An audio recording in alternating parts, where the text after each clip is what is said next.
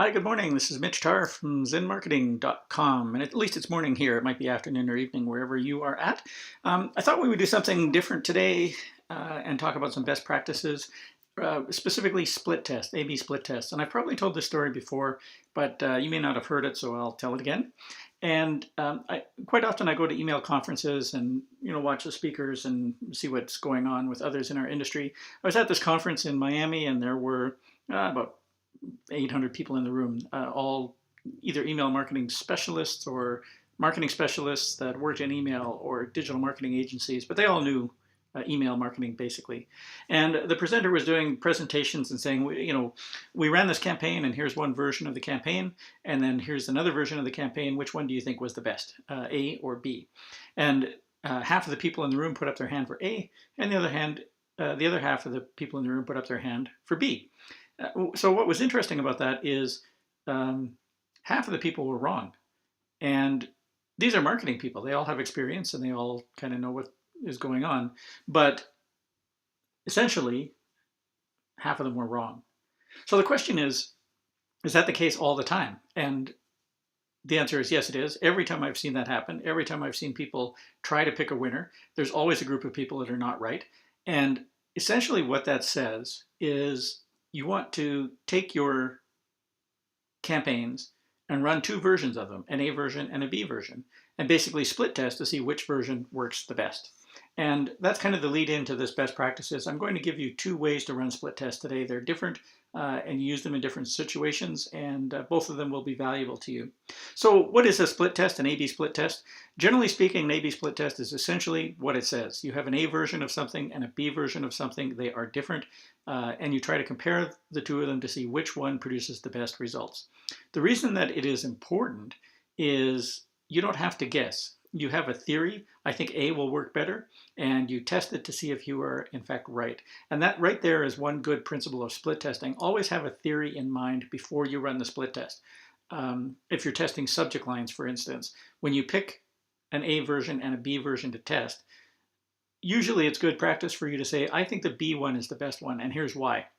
Then when the results come out, you can kind of get a sense of, are you in fact in tune with your audience and what their expectations are? Because the better you get at guessing the results of your own split test, that's an indication of that you are better at knowing your audience. So that's kind of a good rule of thumb just to keep in place. Always have a result in mind or a theory in mind when you're running a split test.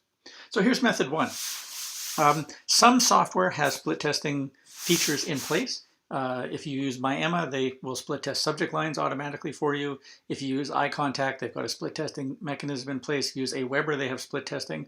And other packages have split testing, but not all of them do. So usually what we do, no matter which package we're in, unless it's like an Aweber or iContact, is we'll create a custom field called split, and we'll just take our list and populate half of them with A's and half of them with B's. We want it to be a random population. We don't want the top half to be A's and the bottom half to be B's, because you introduce the variable of letters in there. So basically we alternate A, B, A, B, A, B all the way through the list. It's usually not difficult to do that, but the way we do it is we just create a spreadsheet, upload it with a new column called split, and we've got A's and B's in the content of it. And essentially what you do is take your two versions of the message. You're basically doing a little bit more work here because you're doing two sets of messages, two sets of tests, and two sets of sends, and two sets of reporting. But you send one version to the A split and one version to the B split. This usually works for smaller lists, like when you have between 1,000 to 10,000 or 20,000 names. Essentially, you want to figure out what is it that your audience is most responsive to. What is the style of headline, for example, that works, or of subject line that works the best. So that's the basic method. And honestly, most people don't even do this. So if you start doing this, you will be way ahead of your competition for sure, and other people in different industries, because people just aren't doing this.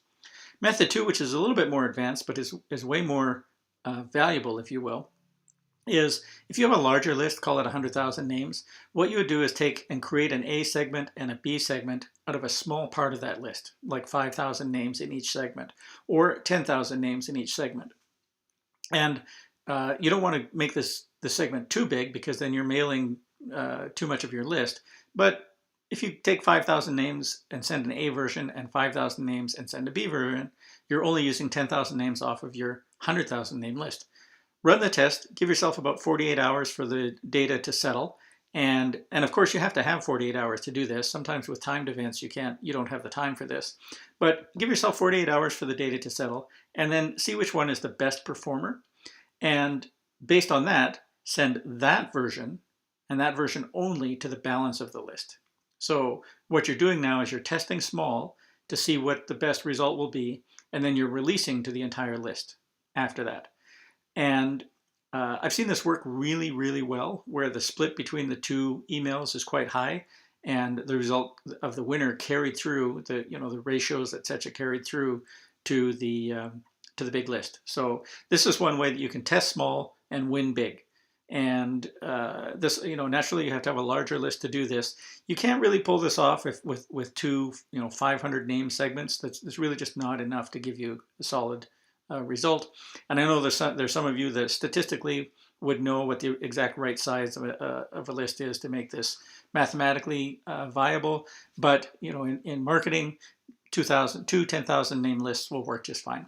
So those are two different styles of split testing. And here's just, for instance, here's things that you can split test, just in case you need some ideas. Subject lines, obvious ones, A against B. Body copy, different copy written by different people, the length of the copy, the content, etc. The formatting, how you format your message, how long it is, how much color is in it, what the shape of it is, how much actual formatting should be a pure text message. Test different variations of that. The call to action is quite important. Test frequency, location. Do you use a text link on the call to action? Do you use buttons, different color buttons, different size buttons, different text on the different buttons? So you can actually have lots of different variables to test. Test different offers, different bonuses, different prices. There's really no end to the amount of things that you can test.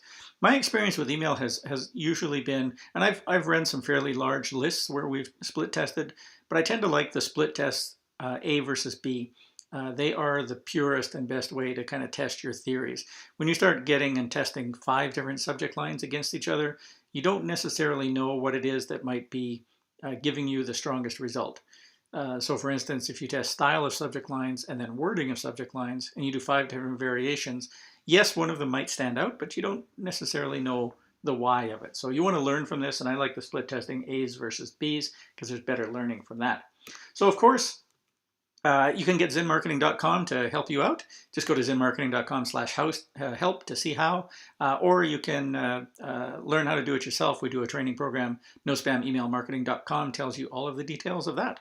I hope this was helpful for you, and we will see you next time.